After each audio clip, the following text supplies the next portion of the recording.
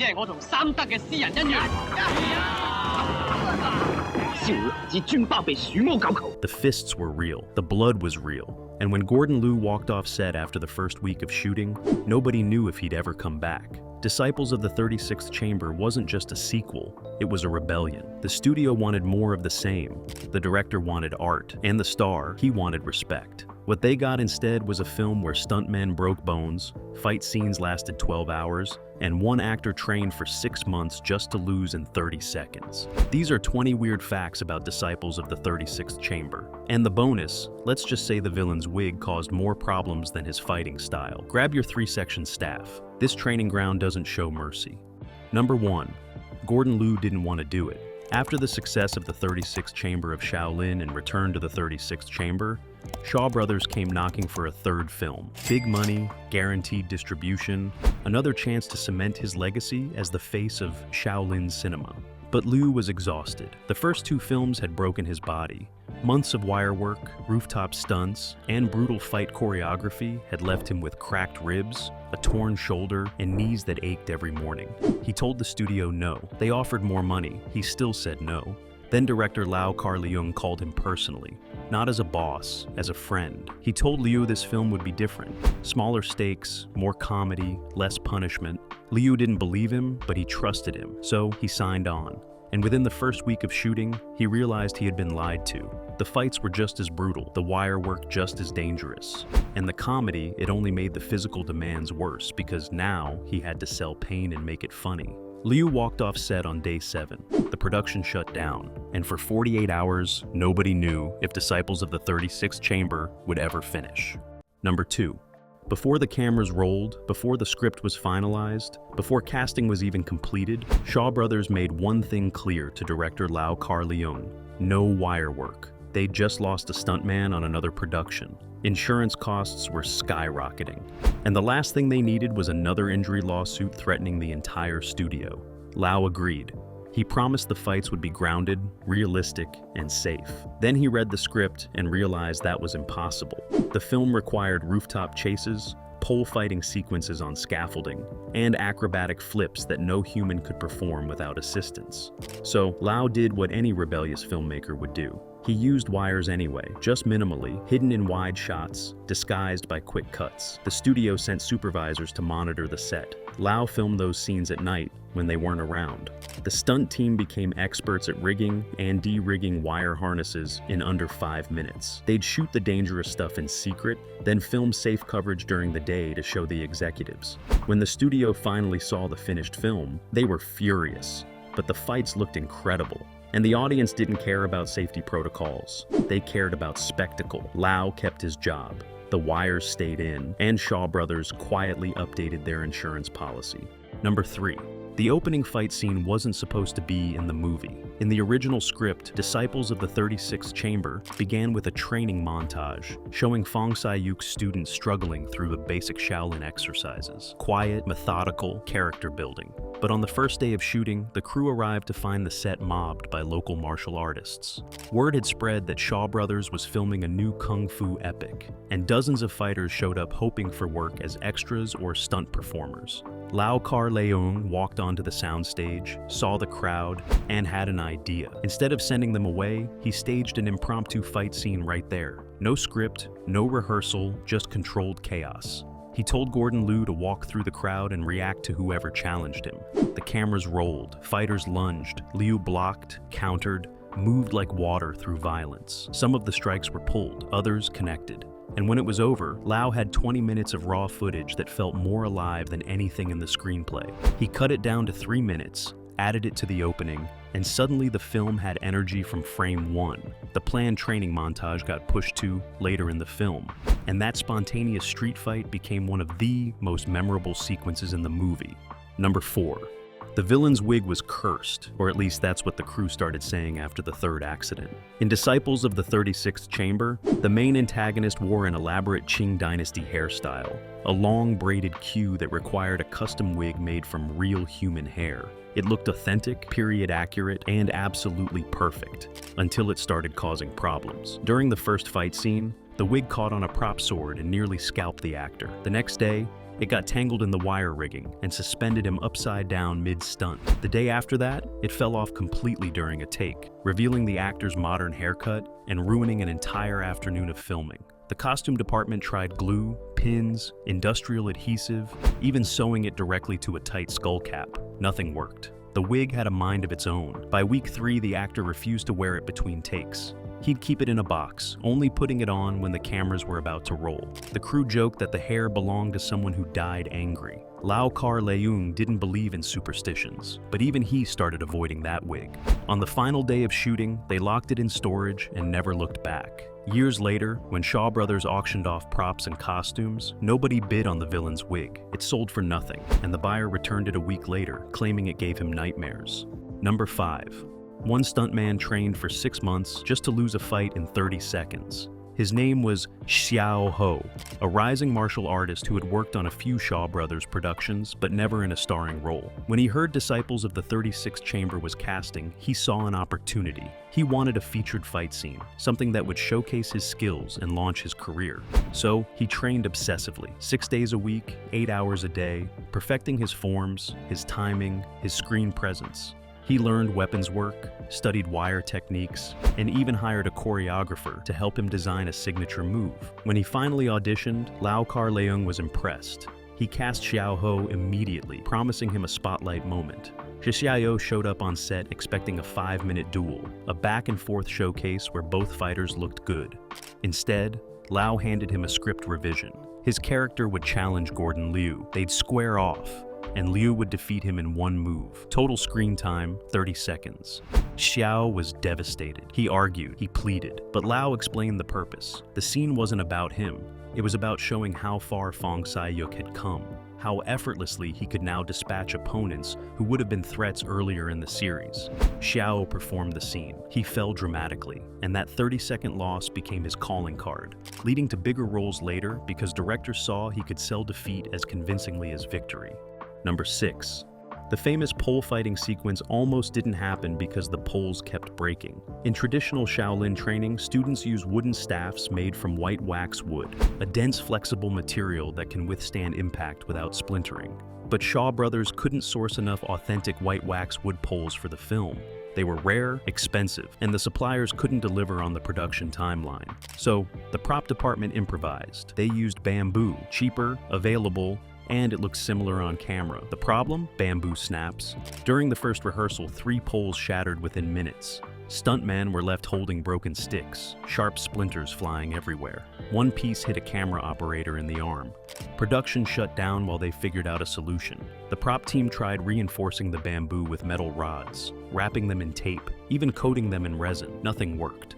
Finally, Kar-leung made a call to a martial arts master he knew in Taiwan. The master had a collection of antique training poles, real white wax wood, some over 50 years old. He agreed to lend them to the production.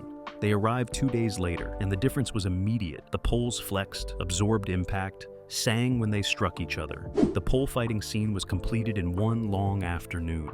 And those borrowed antique staffs, they're still in Shaw Brothers' prop archive, too valuable to ever use again. Number 7.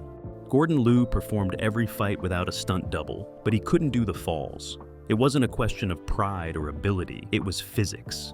Liu had spent years perfecting his martial arts technique. His strikes were precise, his footwork flawless, his timing impeccable. But he was also in his mid-30s by the time Disciples of the 36th Chamber started filming, and his body had absorbed years of punishment from previous films. His knees couldn't handle high falls anymore, his back locked up after wire work, and the studio's insurance policy specifically forbade him from doing anything that could sideline him for more than a day. So, they brought in a double, a younger stuntman with a similar build who specialized in falls, tumbles, and wire-assisted drops. For wide shots and distance shots, the double took over. But for close-ups, for anything involving Liu's face or hands, Liu insisted on doing it himself. The result was a strange dance of substitution. In one continuous fight scene, you're actually watching 2 different people, seamlessly edited together. Liu throws the punches, the double takes the hit, Liu lands on his feet, the double crashes through the table. It required meticulous choreography,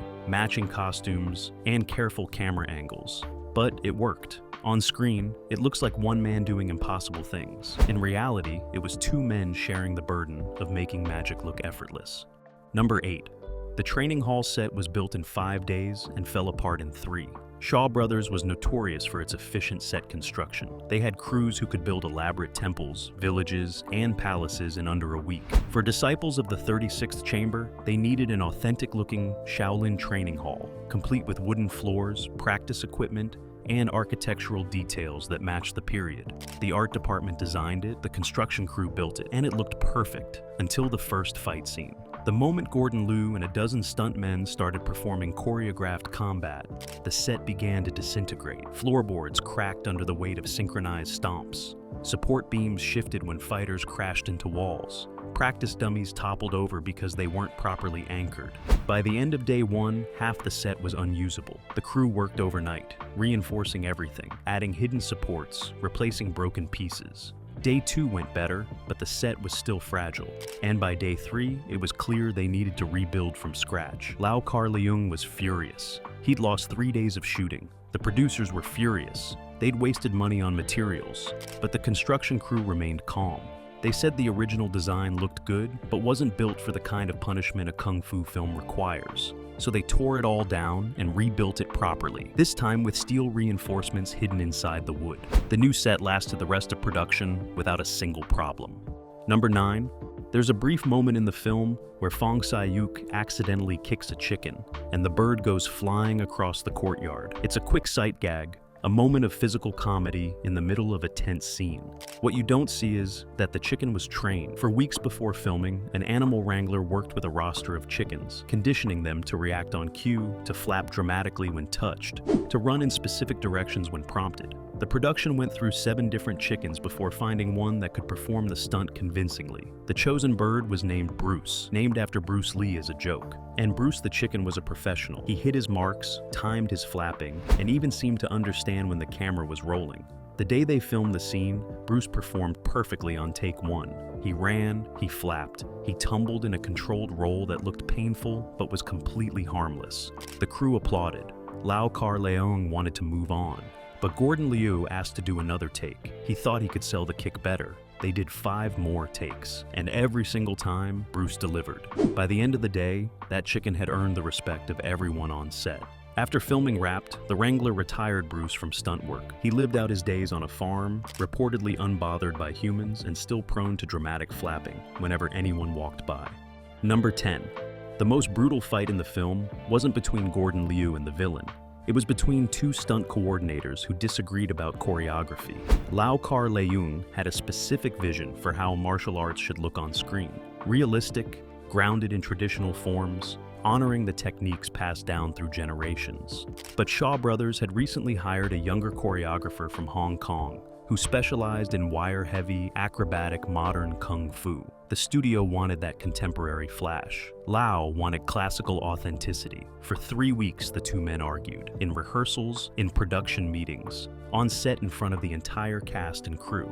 Finally, Lau made a proposal. They had settled it the traditional way, a demonstration. Each choreographer would stage the same fight scene using their preferred style. The crew would watch both versions, and Lau would choose which one made it into the film.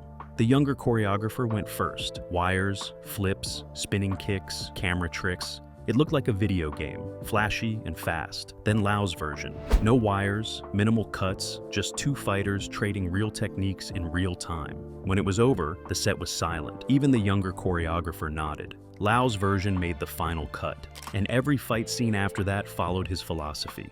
Clean, powerful, honest. Because sometimes the old way is the right way. Number 11. Shaw Brothers had a rule about blood. Keep it minimal, keep it fake, and never let it look too real. Censors in different countries had different tolerance levels, and the studio wanted maximum distribution.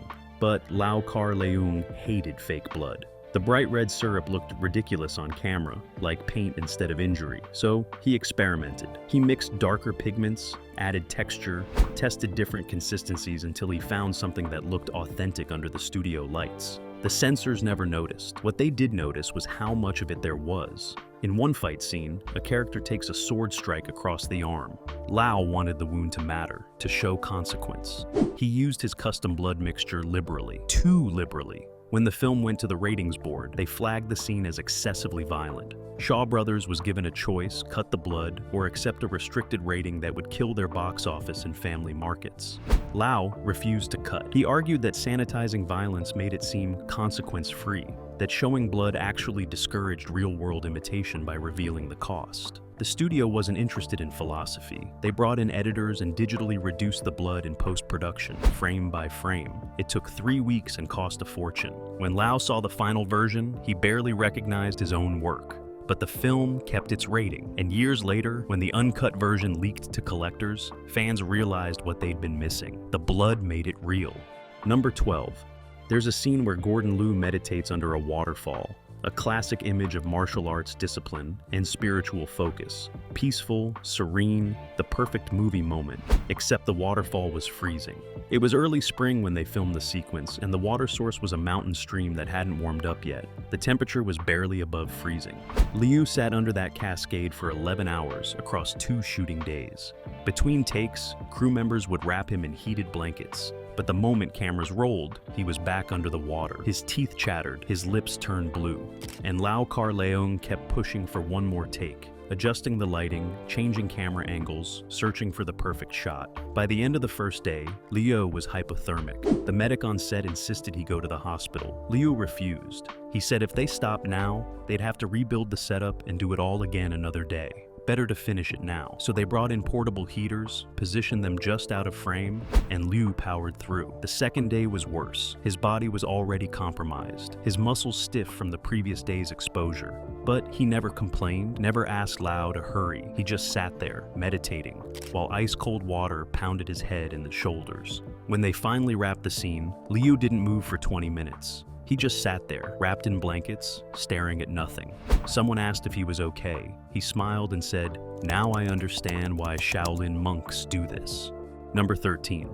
The script was written in 3 days, rewritten in 3 hours, and changed again during filming. Shaw Brothers operated on tight schedules and tighter budgets. When they greenlit Disciples of the 36th Chamber, they gave Kar-leung and his writing team exactly 1 week to deliver a shooting script. The team worked around the clock, fueled by tea and pressure, crafting a story that balanced action, comedy, and character development. They finished with hours to spare, submitted it, and waited for approval. The studio read it, made notes, and sent it back with extensive changes. Entire subplots were cut. New characters were added to feature contracted actors. The ending was rewritten to set up a potential 4th film. Lau and his team had 3 hours to incorporate the revisions before the read-through with the cast. They worked frantically, rewriting scenes in shorthand, crossing out dialogue, scribbling new action sequences in the margins. When the cast assembled for the read-through, they were handed pages that were still warm from the photocopier, some with visible correction fluid covering old lines.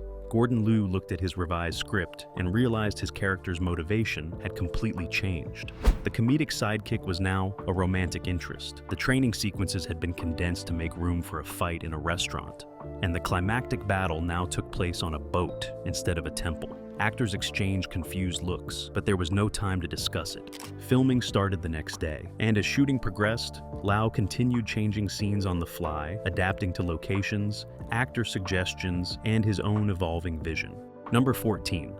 One of the film's most impressive fight scenes happens in a narrow alleyway where Gordon Liu battles multiple opponents in a confined space, using the walls and obstacles to his advantage. It's dynamic, claustrophobic, and brilliantly choreographed. It's also completely improvised. The original plan was to film that sequence in a marketplace, with vendor stalls and open space for elaborate movements. But on the day of shooting, the marketplace set was still being used by another Shaw Brothers production that had run over schedule. Kar-leung was furious. They'd lose an entire day waiting for the set to clear. So, instead, he walked outside the studio, found an actual alleyway between 2 buildings, and decided to shoot there. No permits, no preparation, just a narrow passage with brick walls and scattered debris. He called Gordon Liu and the stunt team over and said, "We're fighting here, figure it out." They had 20 minutes to choreograph a fight in a space that was maybe 6 feet wide. Traditional kung fu forms require room to execute proper techniques. In this alley, there was barely space to lift a leg, so they adapted. Instead of wide stances, they used tight, close-quarters combat. Instead of spinning kicks, they used wall runs and ricochets. Liu bounced off one wall to strike an opponent, used another wall as a springboard, even at one point ran horizontally along the wall for 3 steps. The stunt team followed his lead, creating a fight that looked nothing like traditional martial arts cinema, but everything like real street combat. They shot it in one afternoon. Single takes with minimal coverage, and that improvised alley fight became one of the most talked about sequences in the film. Number 15.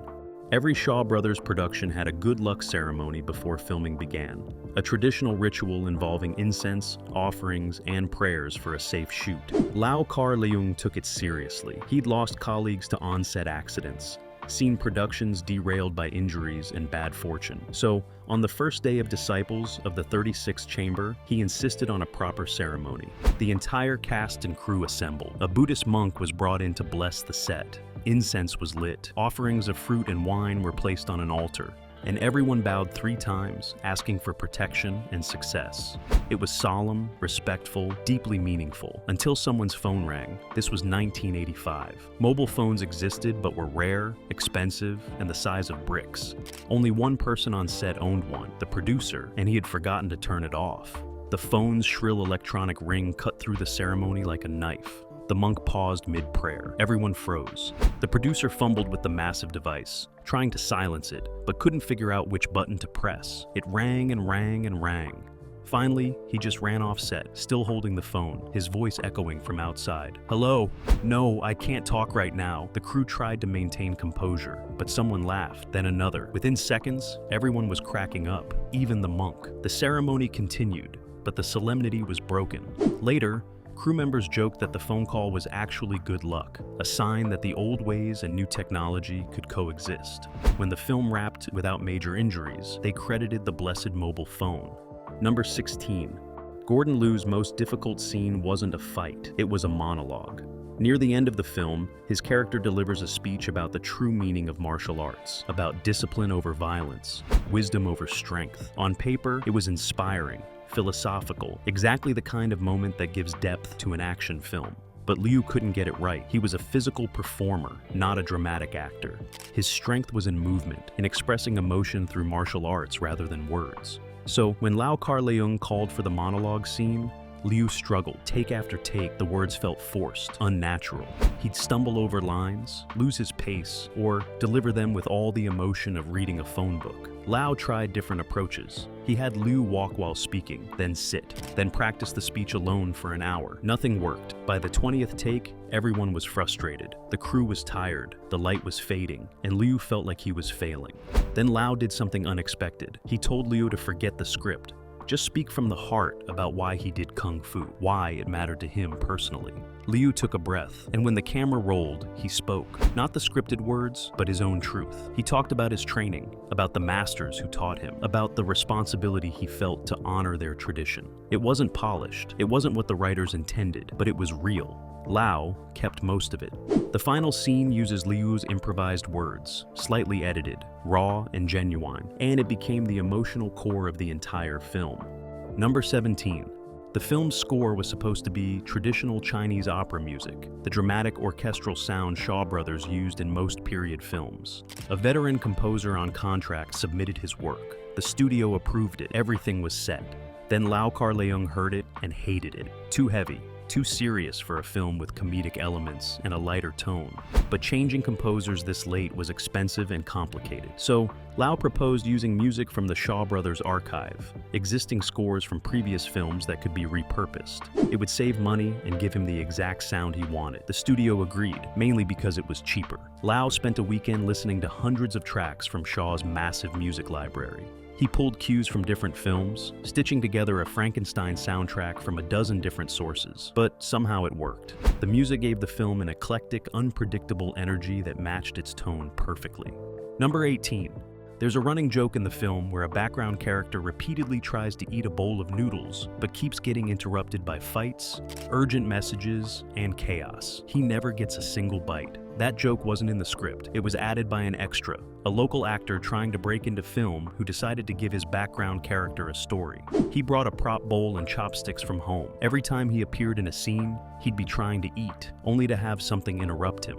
The first few times, nobody noticed. Then someone in the crew caught on and pointed it out to Kar-leung. Instead of shutting it down, Lau loved it. He started intentionally framing shots to include the noodle guy, even adding specific chaos to prevent him from eating. By the end of production, it had become an inside joke. The cast and crew would watch dailies just to see what new interruption befell him. That nameless extra never got credit, never got paid extra. But for fans of the film, he's unforgettable. Number 19. The film's ending was shot first, and it created a problem nobody anticipated. The actors didn't know their characters yet. Gordon Liu hadn't grown into Fong Sai-yuk's evolution. The villain hadn't developed his motivation. They were performing the emotional peak without the journey. Kar-leung tried explaining where each character would be emotionally, but it was abstract, theoretical. The actors couldn't find the right energy. So, Lau made a choice. He shot the fight choreography, but left the dramatic moments vague. Minimal dialogue, ambiguous reaction shots, just the physical action. Then months later, after they'd filmed everything else, and the cast understood their characters completely, he brought them back. They reshot the close-ups, added dialogue, captured the emotional truth. The final confrontation is actually 2 different sessions, seamlessly edited together. Early footage provides the spectacle. Later footage provides the soul. And nobody watching would ever suspect the ending was filmed first. Number 20. When Disciples of the 36th Chamber finally wrapped, the cast and crew held a party, a traditional rap celebration where everyone could relax, drink, and celebrate surviving the production. Gordon Liu gave a speech thanking everyone for their patience during his early walkout, praising the stunt team's dedication, acknowledging Kar-leung's vision. It was heartfelt and genuine. Then he did something unexpected. He challenged everyone to a friendly sparring match. Not serious, just light contact. A way to celebrate the martial arts spirit that had brought them together. Crew members lined up, stunt performers, camera operators, even the costume designer. One by one, Liu traded gentle techniques with them, laughing, offering pointers, making everyone feel like they'd been part of something special. The party lasted until dawn, and when the sun came up, they were still there, exhausted but happy, knowing they'd created something unique. Disciples of the 36th Chamber wasn't the biggest Shaw Brothers film. It didn't have the budget of their epics or the star power of their A-list productions. But everyone who worked on it felt like they'd been part of something real. A film made with heart and fists and stubborn dedication to martial arts authenticity. Years later, cast members would say that Party was the best night of their careers, better than any premiere or award ceremony, because it was just them, celebrating the work itself. Bonus fact, Gordon Liu kept one prop from the film, a wooden training dummy. Not particularly special, not featured prominently, but he took it home anyway. He set it up in his backyard and trained with it every morning for 30 years. Friends who visited would ask if it was from one of his famous films. Liu would smile and say yes, from Disciples, the one nobody talks about much. To him, it was most important. The dummy stood through rain and sun, cracked and weathered, part of his daily ritual. When Liu passed in 2024, his family left it standing, a wooden witness to a lifetime of discipline.